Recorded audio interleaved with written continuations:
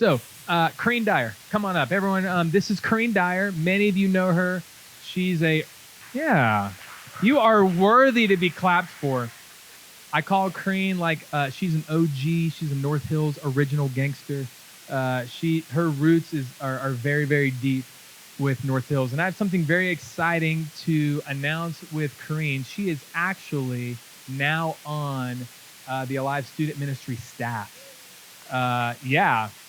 And so Corrine's job description will cover 4 things. Number 1 is worship, our worship team.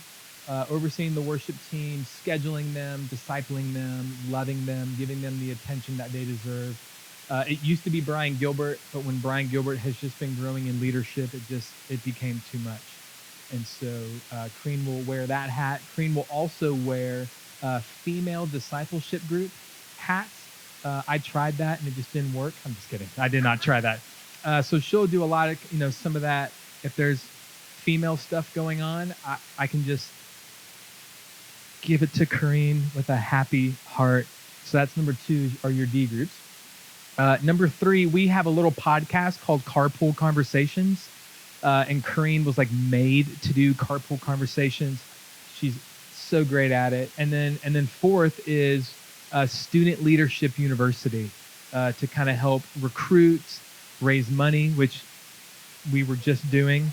And I asked Corrine if she would just give us a little update from the trip that we just took students to down to Orlando a couple weeks ago. And I was able to be a part of it, and it was just such a good time. So welcome to the team. Parents, this is really the all-star. She really needs to be doing my job full time. You're so good, and you are loved by us. So thanks for being here. And can you give us a quick update? Absolutely. Hey, everyone. I'm Corrine, as Tim said, and I'm really excited to be a part of the Alive Student Ministry here. And I'm very excited about Student Leadership University. It was an institution. I say institution. It's basically a conference is what it is. And they run it primarily in the summer, but they also have it 1 week in the winter. They call Winter Week. We weren't sure that they were going to have it this year because of COVID, and the Lord allowed them to make a lot of accommodations, if you will, and the students, they said, yeah, we're doing it. So I talked with Tim and we said, let's see if we can recruit a few students to do that. So we took 6 students. We took 3 guys and 3 girls, and we went down there, and it was life-changing. I feel very passionate about Student Leadership University. Right now, we're trying to gear it primarily toward 11th and 12th graders because we feel like they will receive the most benefit from it. In fact, there are a handful of universities that actually will give a scholarship basically for that. In fact, that's how I heard about it. My middle daughter attends Charleston Southern University, and they actually offered us a scholarship if she attended this. And I knew nothing about it at the time. So when my daughter and I went, it was kind of on a fact-finding mission trip. And while we were both there, she and I looked at one another and said, Tim Wadsworth needs to know about this because we've got to start getting students here. Because it really helps the students in their walk with the Lord. Student Leadership University has 4 different levels. We're primarily going to concentrate on level 1, and now we're getting ready to springboard into level 2, which is SLU 201. But 101 meets down in Orlando, Florida, and their motto is we work hard and we play hard, and they do work very hard. There was one day when we had 6 sessions, and they were phenomenal. They bring in some really great speakers that really know how to talk to the high schooler, not talk down to them, but talk to them as the rising adult that they are, and really encourage them in their leadership ability, specifically with self-leadership at first, like your walk with the Lord, and what do you believe, and how can you talk to others. And 201 will be in Washington, D.C., and they will focus on being a citizen, what that looks like, both as in the United States and as a citizen of God's kingdom, too. So they have a lot of senators and people that are that really do a lot in Washington, D.C. that come and speak to the students.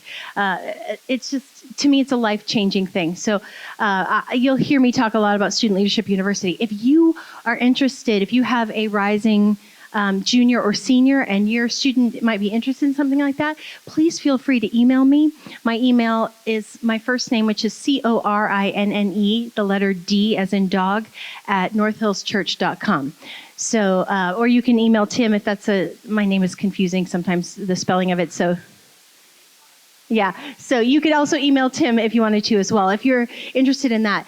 Some of you might be interested. You might say, I don't have a student that's there yet, but I would love to help grow this so that when my student is there, there's really some excitement and energy behind this. So you might want to donate to it. And we would love that. Especially we've got some students that are trying to get to SLU 201 this summer.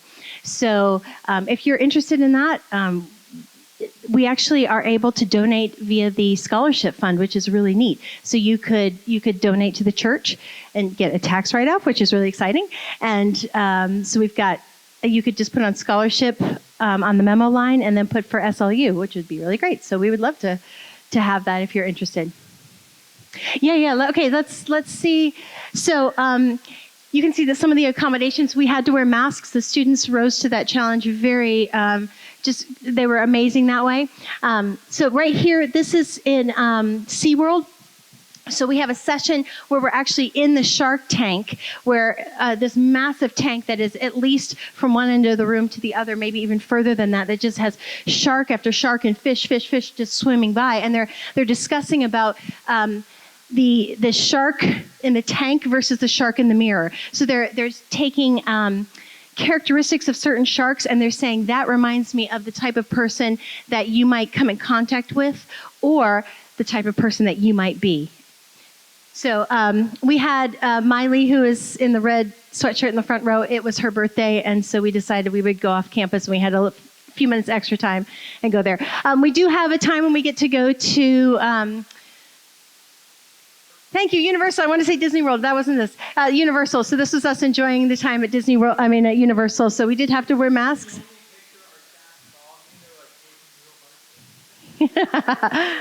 But we work hard and we play hard. I mean, they spent hours and hours. Sean McDowell, he did this session where he was teaching them about being, apologize. Thank you. You would wear these glasses. Yes. Right. So this is one of our students that was asking him a question about Christianity, and he was giving the reasons against it. It was very interesting. I mean, to see these students, try to, in a very kind way, argue against it and learn like, oh, this is what I have to think about when I'm trying to talk to somebody who has no foundation in the Lord. So we were pretty proud of Elijah. And then this is one of the speakers is a good friend of Tim's, and he invited us up to his suite, and we got a chance to pray over him. So it was a really neat moment to watch these 6 students spend some time praying over one of the speakers there. And then, of course, enjoying some treats. So, all right. You are awesome. Thank you. Can we just give Kareen a quick hand? You're wonderful. Thank you. So we just wanted to put this in front of you. It seemed like yesterday we kind of came to you and said, hey, this might be an idea. This might be something we think God wants to be a part of our program. Even if your kiddo's 7th, 8th grade, 9th grade, this would be a fun thing just to plan for in the future. If your kid is an upperclassman, I would try and move heaven and earth to make this a part of what they're doing.